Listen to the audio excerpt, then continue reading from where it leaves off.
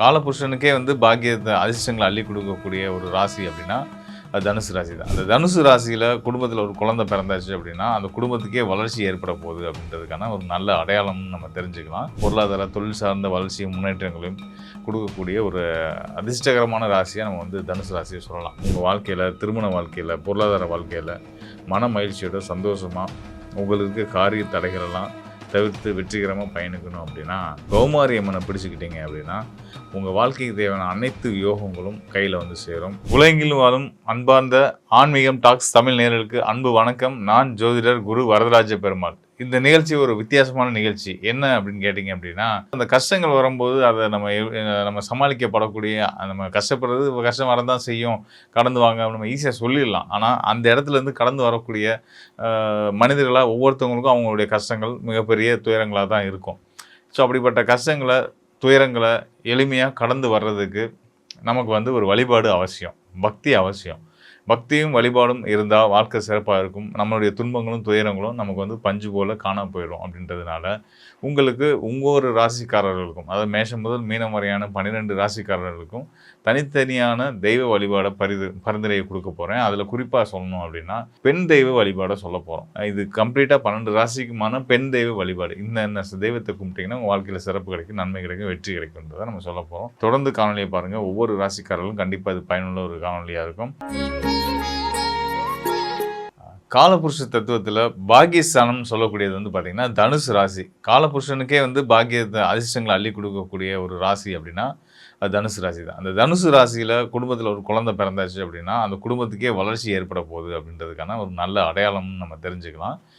உள்ளபடியே தனுசு ராசியில் ஒரு குழந்தை பிறந்ததுலேருந்து பார்த்திங்கன்னா ஒரு வீட்டில் சொல்லுவாங்க இல்லையா, என் பையன் பிறந்த பின்னாடி தான், என் பொண்ணு பிறந்த பின்னாடி தான் எனக்கு யோகம் வந்துச்சு அப்படிலாம் சொல்லுவாங்க இல்லையா. அது காரணம் என்னென்னா அவங்களாம் தனுசு ராசிக்காரர்களாக இருப்பாங்க.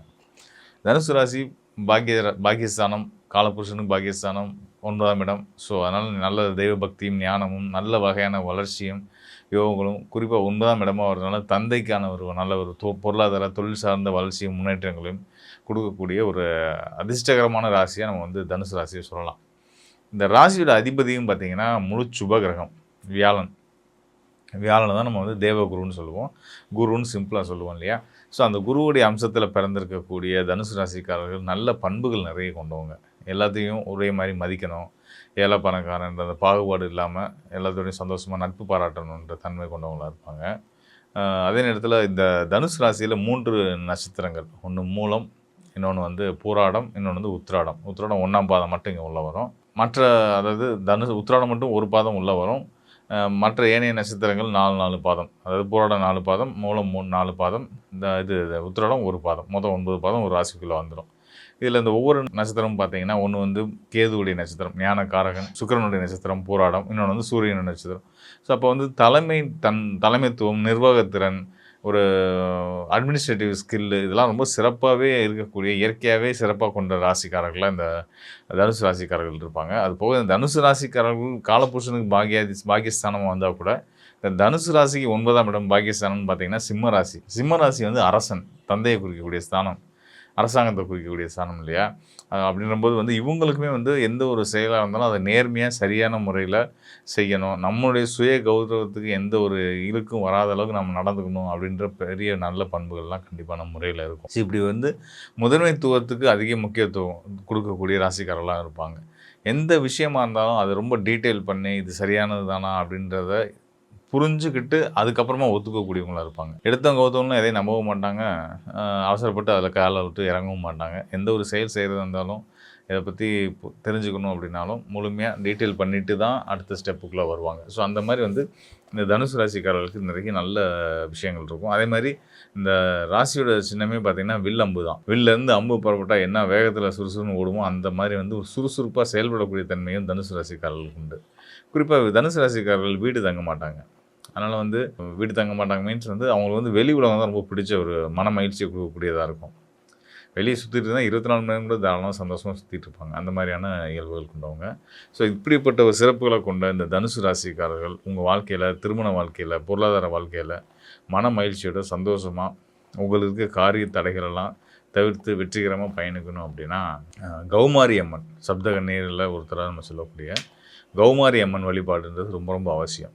கௌமாரி அம்மனை பிடிச்சுக்கிட்டீங்க அப்படின்னா, உங்கள் வாழ்க்கைக்கு தேவையான அனைத்து யோகங்களும் கையில் வந்து சேரும். உங்களுடைய முயற்சிகள் எல்லாம் வெற்றியாகும். உங்களுக்கு அந்நியர்கள், அதாவது வெளிநாட்டவர்கள்னால நல்ல ஆதாயங்கள் கிடைக்கும். இப்படி பல நல்ல யோகங்கள அன்னை கௌமாரி உங்களுக்கு குடுக்க தயாரா இருக்கிறாங்க. ஸோ, அதனால தனுசு ராசிக்காரர்கள் டெய்லி ஒரு முறையாவது கௌமாரி அம்மன நினைச்சு, மனசார நினைச்சு உங்களுடைய சங்கடங்கள தீர்க்க சொல்லி வேண்டுங்க. உங்க கஷ்டங்கள் எது இருந்தாலும் சரியாயி, நிச்சயமான முறையில உங்க வாழ்க்கை வந்து ஒரு ஏற்றத்தில பயணிக்க ஆரம்பிக்கும். அ எதுக்கு கௌமாரி அம்மன்? என்ன சிறப்பு? கௌமாரி அம்மன் வந்து பார்த்தீங்கன்னா, அ முருகனுடைய அம்சத்தில வரக்கூடிய பெண் தெய்வம். ஸோ, முருகன் வந்து உங்க ராசிக்கு யோகஸ்தானமான 5ஆம் இடத்துக்கும், 12ஆம் இடத்துக்கும் அதிபதியா வரக்கூடிய செவ்வாயோட அதிபதி. அதனால அந்த செவ்வாயோட அதிபதியா வரக்கூடிய முருகனுடைய பெண்பால் தெய்வம் தான் கௌமாரி அம்மன். ஸோ, அந்த கௌமாரி அம்மன தொடர்ந்து வழிபட்டு வர, வர, வர, வர உங்க வாழ்க்கையில யோகங்களும், முன்னேற்றங்களும், நல்ல வளர்ச்சிகளும், நீங்க நெனச்ச மாரியான சாதனைகளையும் சாதிக்க முடியும். அப்படின்றத தெரிவிக்கிறதுக்காக தான் இந்த காணொளி. நிச்சயமா நி கௌமாரி அம்மனோட அருளால தனுசு ராசிக்காரர்கள் அனைவரும் வாழ்க்கையில சிறந்த யோகங்கள பெற்று மகிழ்ச்சியோட இருப்பீங்க அப்படின்றத நம்புகிறேன். நீங்களும் தொடர்ந்து அத நீங்க வழிபாடுகள செஞ்சு வாழ்க்கையில மேன்மை அடையணுன்றதையும் கேட்டுக்கிறேன். நம்ம சொன்ன மாரி ஒவ்வொரு ராசியில இருக்கவங்களுக்கும், ராசிக்காரர்களுக்கும் தனித்தனியா பரிந்துரைத்து சொல்ல இருக்கக்கூடிய தெய்வங்கள வழிபட்டு வந்தீங்க அப்படின்னா, உங்க வாழ்க்கையில இருக்கக்கூடிய அனைத்து சிக்கல்களும் விலகி நிம்மதியா, சந்தோஷமா, உங்க அடுத்தடுத்த காலங்கள்ல வரக்கூடிய பிரச்சனைகள எதிர்த்து ஜெயிக்கக்கூடிய ஆற்றலையும், தன்னம்பிக்கையும், தைரியத்தையும் இந்த வழிபாடுகள் உங்களுக்கு நிச்சயமா குடுக்கும் அப்படின்றத அடிப்படையில தான் இந்த தெய்வ வழிபாட உங்களுக்கு பரிந்துரை பண்ணியிருக்கிறோம். அதிலயும் குறிப்பா வந்து நான் முன்னாடியே சொன்ன மாரி பெண் தெய்வம் அப்படின்றது வந்து பார்த்திங்கன்னா, நம்ம தாய் போல. நம்ம தந்தைட்ட போய் ஒரு விஷயத்த கேட்கறதுக்கு தான் நமக்கு நிறைய தயக்கங்கள் இருக்கும். அவரு 1000 கேள்வி கேட்பாரு. ஏன்? எதுக்கு? அப்படின்னு கேட்பாங்க. ஆனா தாய் தான் ஒரு பிள்ளை ஒண்ணு கேட்டுருச்சுன்னா, இல்லன்னு சொல்லாம குடுத்துறணுன்ற ஒரு எண்ணத்த குடுப்பாங்க. ஸோ, அந்த வகையில வந்து அன்னைய பிடிக்கும்போது வாழ்க்கையில நம்ம வந்து இனிமையா, சந்தோஷமா பயணிக்க முடியுன்றது அடிப்படையில தான் ஒவ்வொருத்தவங்களுக்கும் பெண் தெய்வ வழிபாட பரிந்துரை பண்ணியிருக்கிறோம். நிச்சயமா நீங்க வந்து இது தவறாம இது வந்து ஏதோ காரணம் இல்லாம சொல்லியிருக்கோன்னு மட்டும் எடுத்துக்க வேண்டாம். ஒவ்வொரு ராசிக்காரர்களுக்கும் இயல்பா உங்க வாழ்க்கையில என்னென்ன விதமான பிரச்சனைகள் தான் வரும் அப்படின்றது தெரிஞ்சு தான் அதுக்கேற்ப தான் பெண் தெய்வ வழிபாட பரிந்துரை செய்திருக்கிறேன். அந்த அடிப்படையில செய்திருக்கிறதுனால, அந்த பெண் தெய்வத்த வழிபட்டு வந்தீங்க அப்படின்னா, உங்க வாழ்க்கையில வரக்கூடிய ஒவ்வொரு சங்கடங்களையும் நீங்க எளிதா கடந்துற முடியும். இனிமே இந்த தெய்வத்த வழிபட்டா இனிமே உங்களுக்கு பிரச்சனை வரப்போறது இல்லன்னு நான் சொல்ல வரல. வாழ்க்கைன்னா பிரச்சனைகள் வரதான் செய்யுன்றது அது எழுதப்படாத விதி. எழுதப்பட்ட விதின்னு கூட வச்சுக்கோங்களேன். எப்படி இருந்தாலும் கூட, அந்த பிரச்சனைகள நம்ம எப்படி ஃபேஸ் பண்ண போறோம்? அதுக்கான தைரியமும், தெம்பும், அந்த பிரச்சனைய நம்ம வந்து தெளிவான பார்வையில அணுகி, அந்த பிரச்சனைக்கான ஆணி வேர கண்டுபிடிச்சு, அந்த பிரச்சனைய தீர்த்து, நம்ம வந்து ஒரு நிம்மதியான வாழ்க்கை சூழலுக்குள்ள வர்றதுக்கான வழிய காட்டக்கூடியது தான் இந்த தெய்வ வழிபாடுகள். ஸோ, வழிபாடு, பக்தி அப்படின்றதெல்லாம் வந்து பார்த்தீங்கன்னா, கண்டிப்பா ஒவ்வொரு மனிதனுக்கும் தேவ. நம்ம வைக்கக்கூடிய நம்பிக்கை நமக்கு நல்ல பலன குடுக்கும்.